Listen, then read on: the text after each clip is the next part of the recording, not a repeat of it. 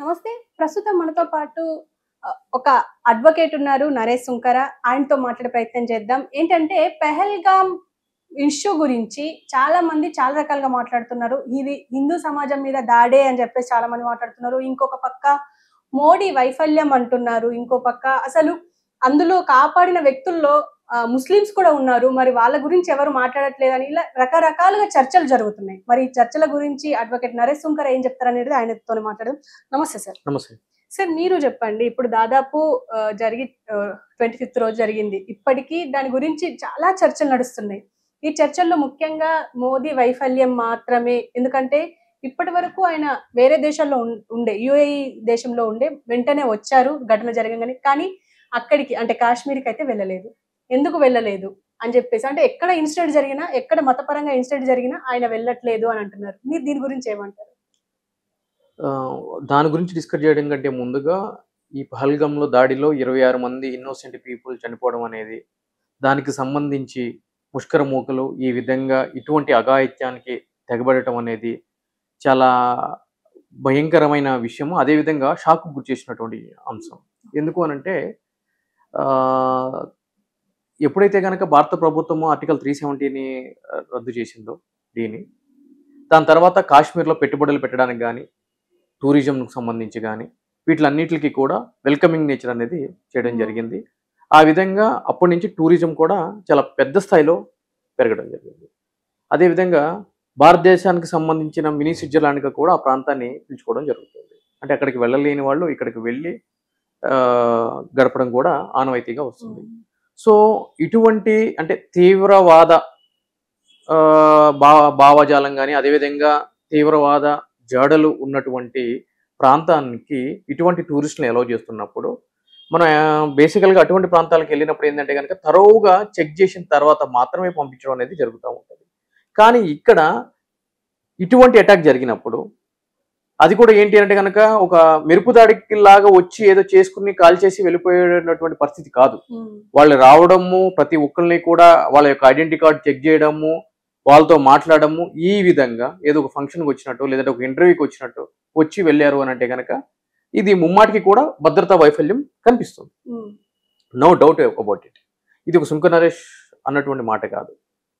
ఈ దాడి జరిగిన తర్వాత ఆల్ పార్టీ మీటింగ్ కండక్ట్ చేసినప్పుడు మిగిలిన పార్టీలకు సంబంధించిన వాళ్ళందరూ కూడా ఈ యొక్క అంశాన్ని ఆ యొక్క మీటింగ్లో లేవనెత్తినప్పుడు సాక్షాత్తు కేంద్ర ప్రభుత్వం ఒప్పుకున్నటువంటి పరిస్థితి. దానికి సంబంధించి అన్ని నేషనల్ ఛానల్స్లో కానీ, నేషనల్ పత్రికల్లో కానీ వాటిలో కూడా ఉంది. ఎస్, ప్రాపర్ కోఆర్డినేషన్ లేదు స్టేట్ పోలీస్ నుంచి కానీ, అదేవిధంగా కేంద్ర బలాలకు సంబంధించి కానీ.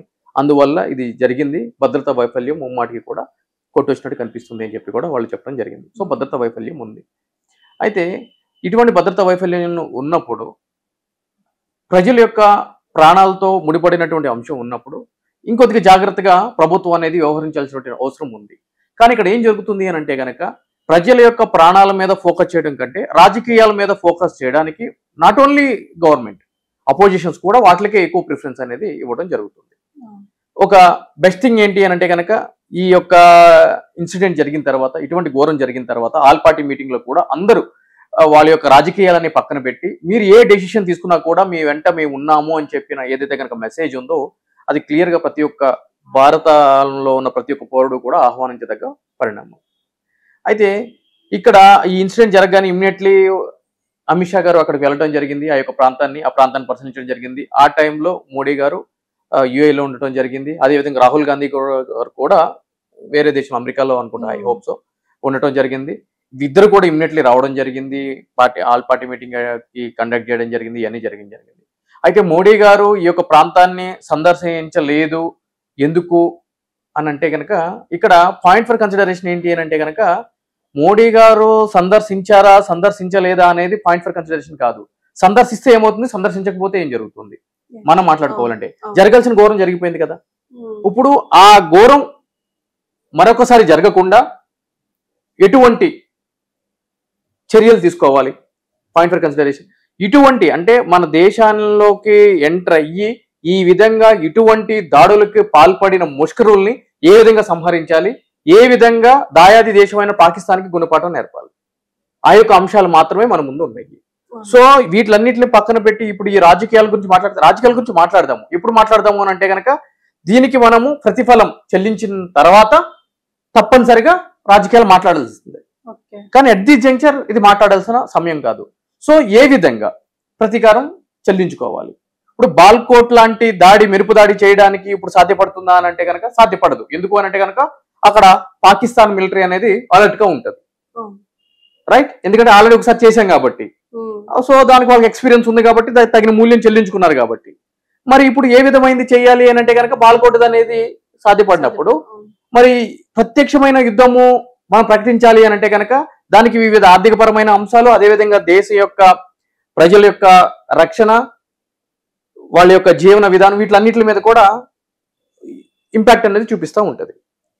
మరి అటువంటిప్పుడు ఇటువంటి పరిస్థితుల్లో ఏ విధంగా ఆ యొక్క దేశం మీద మనం ప్రతీకారం తీర్చుకోవాలి అని అంటే కనుక ఇక్కడ వాస్తవానికి మనం చూడాల్సింది ఏంటి అని అంటే కనుక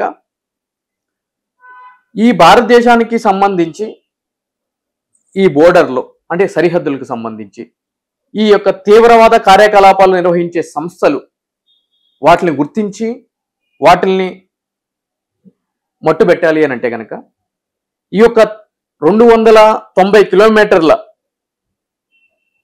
డిస్టెన్స్ కలిగిన అటువంటి సామర్థ్యం కలిగిన బ్రహ్మోస్ క్షిపణిని ప్రయోగించి వాటిని మట్టుబెట్టడం అనేది ప్రధానంగా మన ముందున్న లక్ష్యం.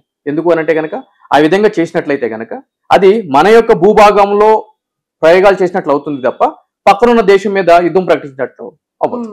సో ఫస్ట్ ఉన్న కన్సిడరేషన్స్. అదేవిధంగా ఈ యొక్క లష్కరే తోయబాకి సంబంధించిన కేంద్ర కార్యాలయం పాకిస్తాన్లో ఎక్కడ ఉంటుంది అని అంటే కనుక మురిద్గి అనే ప్రాంతంలో ఉంటుంది. ఇది లాహోర్కి చాలా దగ్గరగా ఉంటుంది, పాకిస్తాన్ లాహోర్కి చాలా దగ్గరగా ఉంటుంది.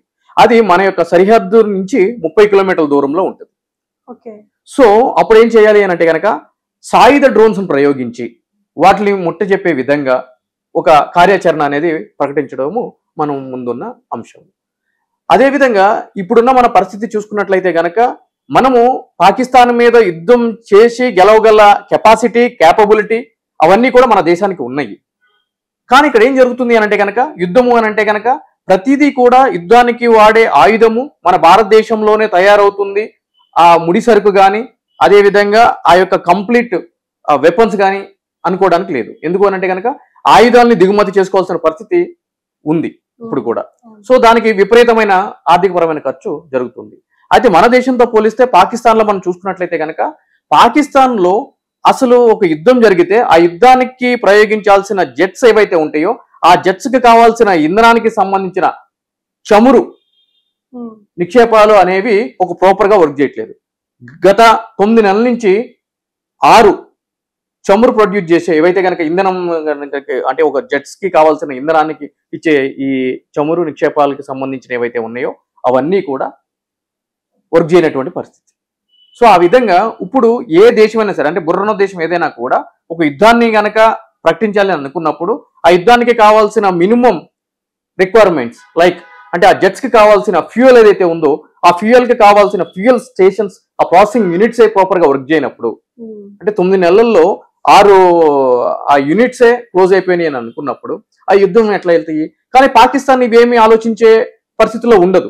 ఎందుకు అని అంటే కనుక వాళ్ళకి ప్రజల సంక్షేమం కానీ ఆర్థిక వ్యవస్థ కానీ ఇవేమీ అవసరం లేదు. వాళ్ళకి ఎంతసేపు ఏంటి అంటే కనుక పక్క దేశం మీద ఎస్పెషల్లీ ఏంటి అంటే కనుక భారతదేశం మీద ఏ విధంగా నష్టం చేకూరుద్దాము, ఎప్పుడు దాడి చేద్దాము, ఎప్పుడు యుద్ధం చేద్దాము, ఎప్పుడు ఆక్రమించుకుందాము భూభాగాన్ని, ఇటువంటి వ్యవస్థ ఎప్పుడు కూడా పాకిస్తాన్కి ఉంటుంది కాబట్టి సో వీటిలన్నిటిని దాంట్లో భాగంగానే ఫస్ట్ ఆర్థికంగా దెబ్బతీయడానికి ఈ యొక్క పాకిస్తాన్లోకి సంబంధించిన ఏవైతే గనక ఆర్థిక సంబంధాలు ఉన్నాయో ఆ ఆర్థిక సంబంధాలన్నిటిని కూడా 1 by 1 అనేది భారతదేశము కట్టడి చేస్తూ వస్తుంది.